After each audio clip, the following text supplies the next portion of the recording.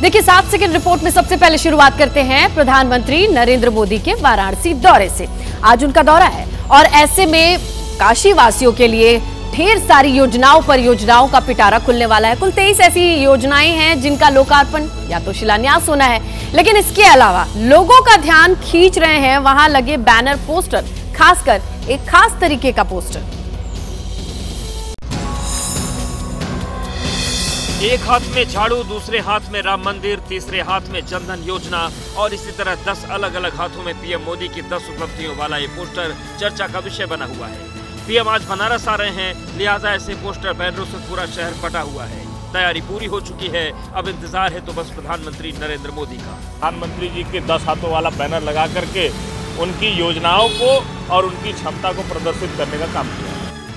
PM Modi अपने संसदीय क्षेत्र को लगभग 6600 करोड़ की योजनाओं का तोहफा देने वाले हैं, जिसमें 380 करोड़ की लागत से तैयार सिगरा स्पोर्ट्स कॉम्प्लेक्स, सारनाथ में गरीबों के लिए योजना, सीपेटा और लालपुर स्पोर्ट्स स्टेडियम में छात्रावास। इसके अलावा 2870 करोड़ की लागत से बने लाल बहादुर शास्त्री एयरपोर्ट के नए टर्मिनल भवन, 4 करोड़ की लागत से बने कस्तूरबा गांधी विद्यालय का भी उद्घाटन करेंगे। पीएम मोदी के दौरे को देखते हुए सुरक्षा के अभूतपूर्व इंतजाम किए गए हैं। चप्पे चप्पे पर एसपीजी, एनएसजी कमांडो समेत एटीएस और अर्धसैनिक बलों और पुलिस फोर्स को तैनात किया गया है। आइए आपको महाराष्ट्र लिए चले, जहां पर मुंबई में एक होटल में महाविकास आघाड़ी विपक्षी दलों की बैठक होती है। इस बैठक में 8 घंटे तक चर्चा, लेकिन किसी भी तरीके की सीट शेयरिंग पर लगता है सहमति नहीं बन पाई। हालांकि दावा यह किया जा रहा है कि सीट शेयरिंग का जो फॉर्मूला है वो ढूंढ निकाला गया है। बैठक पर बैठक हो रही है, लेकिन महाविकास अघाड़ी में अब तक सीटों का फॉर्मूला अंदर खाने फिट नहीं बैठ पा रहा।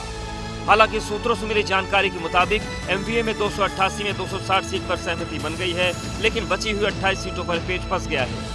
सूत्र ये भी बता रहे हैं कि कांग्रेस विदर्भ में शिवसेना उद्धव ठाकरे गुट को 4-5 सीट देने के पक्ष में है, जबकि शिवसेना उद्धव ठाकरे गुट विदर्भ की 8 से 9 सीट पर दावा ठोक रहा है। इधर अखिलेश यादव ने महाराष्ट्र की 12 सीटों पर दावा ठोककर महाविकास अघाड़ी के लिए मुश्किलें खड़ी कर दी है।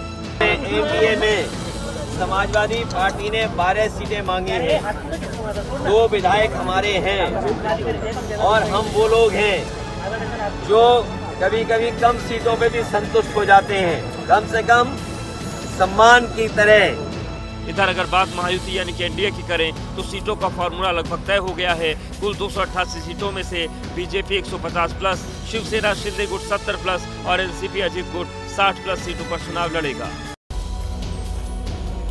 और झारखंड बीजेपी की बात करें तो 66 उम्मीदवारों की लिस्ट जारी कर दी गई है और अगर आप इस लिस्ट को ध्यान से देखें तो यहां पर 18 ऐसे कैंडिडेट हैं जिनको दोबारा टिकट मिली है। उसकी पूरी डिटेल आपके सामने रखते हैं 60 सेकंड के भीतर। झारखंड में इस बार बीजेपी एनडीए के बैनर तले चुनाव लड़ रही है। इस बार आजसू, जेडीयू और एलजेपी-आर के साथ गठबंधन किया है।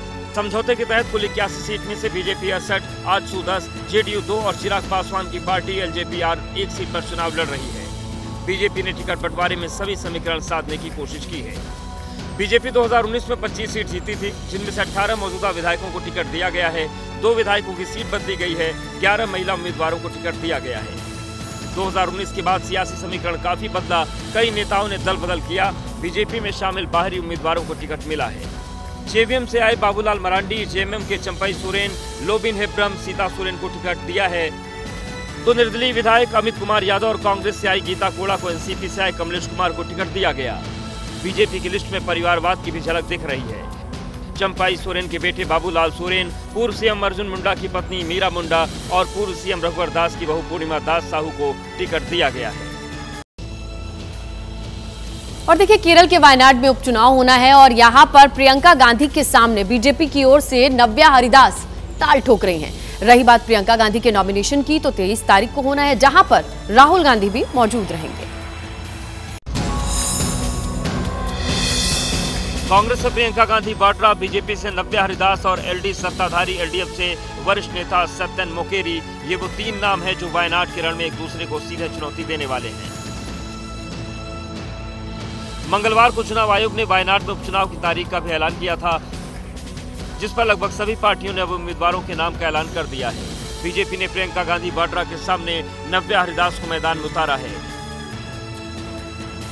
नव्या हरिदास पेशे से मैकेनिकल इंजीनियर हैं, KMCT इंजीनियरिंग कॉलेज कालीकट विश्वविद्यालय से 2007 में बीटेक की डिग्री हासिल की। कोझिकोड से निगम पार्षद हैं और वर्तमान में फिलहाल बीजेपी महिला मोर्चा की राज्य महासचिव के पद पर हैं।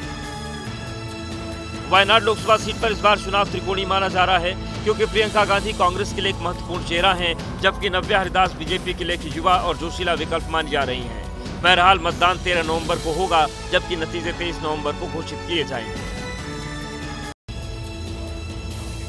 आइए बाबा सिद्दीकी मर्डर केस में जो अपडेट है वो आपको बताएं। यहां 9 आरोपियों की गिरफ्तारी हुई है, 3 की तलाश अभी भी की जा रही है, लेकिन बड़ा टर्न कह सकते हैं।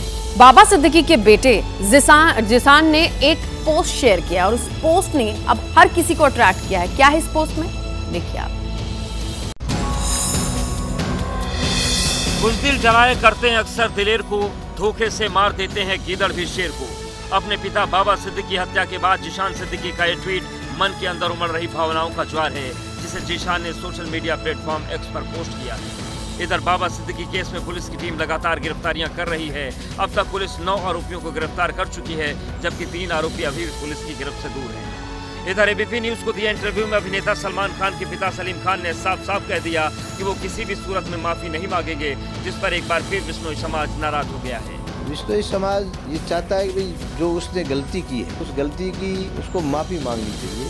कांकड़ी वही इलाका है जहां काले हिरण का शिकार हुआ था। स्थानीय लोगों ने कहा कि एक नहीं 3 हिरणों का शिकार किया गया। यहाँ 3 मारे, रात के 1:30-2 बजे की बात है। ये इनकी समाधि यहाँ दी हुई है। इधर पुणे में एक आभूषण कारोबारी को एक धमकी भरा ईमेल मिला है, जिसमें इसे भेजने वाले ने खुद को लॉरेंस बिश्नोई गिरोह का सदस्य बताते हुए करोड़ों की मांग की है। पुलिस पूरे मामले की जाँच कर रही है। आइए बिहार की बात करते हैं। केंद्रीय मंत्री गिरिराज सिंह के हिंदू स्वाभिमान यात्रा का तीसरा दिन पूर्णिमा यानी पूर्णिया में वो करने वाले हैं पदयात्रा। लेकिन उससे पहले अगर पिछली यात्रा की बात करें, कल की ही बात करें, तो उन्होंने देसी और बांग्लादेशी मुसलमान कौन है इसकी परिभाषा दी। हिंदू स्वाभिमान यात्रा के दूसरे दिन केंद्रीय मंत्री कटिहार पहुंचे, जहां गिरिराज सिंह के साथ पूर्व डिप्टी सीएम तारकिशोर प्रसाद और MLC अशोक अग्रवाल भी साथ नजर आए। कटिहार में गिरिराज सिंह एक बार फिर हिंदुओं को बटोगे तो कटोगे वाला संदेश दिया। यहाँ शरिया कानून स्थापित है। स्कूलों में शुक्रवार को छुट्टी होती है। लोग बटे हुए, चारों तरफ से घिरे हुए। इसीलिए मैं कहता हूँ बटोगे तो कटोगे। कटिहार की गिनती बिहार के मुस्लिम बहुल जिलों में होती है। ऐसे में गिरिराज सिंह एक और हिंदुओं को एकता का संदेश दे रहे हैं, तो देसी बनाम बांग्लादेशी मुस्लिम की परिभाषा भी गढ़ रहे हैं। यहाँ असली और नकली 2 मुसलमान हैं।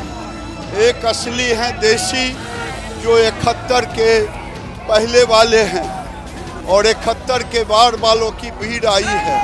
गिरिराज सिंह की हिंदू स्वाभिमान यात्रा 22 अक्टूबर को किशनगंज में समाप्त होगी। और देखिए उत्तर प्रदेश के बहराइच में मूर्ति विसर्जन के दौरान जो हिंसा हुई, उस पूरे मामले पर एक्शन का दौर, जहां 23 घरों को चिन्हित करके PWD ने नोटिस लगाया, उसे अवैध या कागजात दाखिल करने के लिए वक्त दिया गया। लेकिन उससे पहले तस्वीरें जो आई बहराइच से वो ये है कि लोग खुद ही अपना घर अपने हाथों से तोड़ रहे हैं।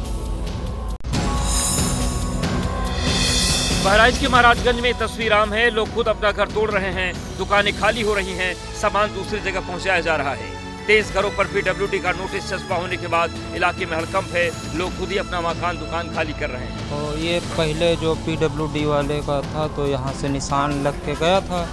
अभी इस बार क्या हो रहा है ये हमको। हिंसा की मुख्य आरोपी अब्दुल हमीद के वकील कलीम हाशमी का आरोप है कि जानबूझकर लोगों को परेशान किया जा रहा है। ये जानबूझकर प्रताड़ित करने के लिए किया जा रहा है जिला प्रशासन के द्वारा।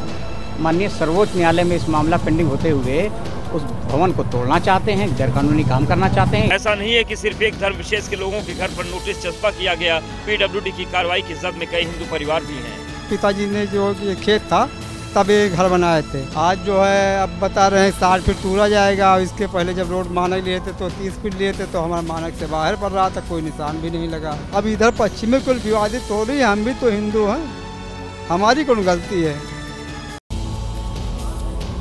आइए अब दिल्ली की बात करते हैं। हवा यानी AQI इंडेक्स वो इंडिकेट कर रहा है जहरीले स्तर पर है हवा की गुणवत्ता। दूसरी तरफ जो यमुना में झाग की तस्वीरें, जिस तरीके का जहरीला झाग बढ़ते जा रहा है, उससे छठ के जो व्रती हैं उनके माथे पर चिंता की लकीरें हैं कि यमुना भी और उसका पानी भी इतना पॉल्यूटेड कैसे। दिवाली और छठ त्योहार से पहले दिल्ली की ये दो तस्वीरें डराने के लिए काफी हैं।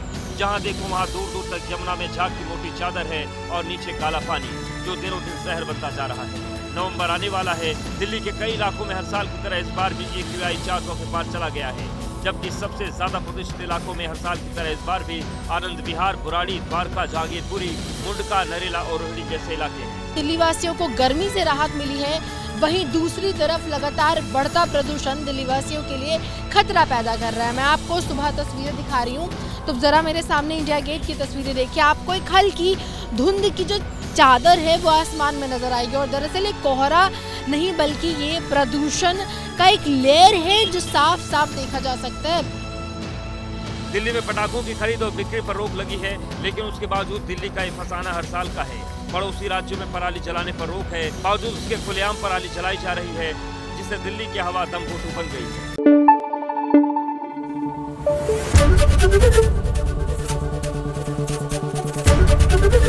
ABP न्यूज आपको रखे आगे।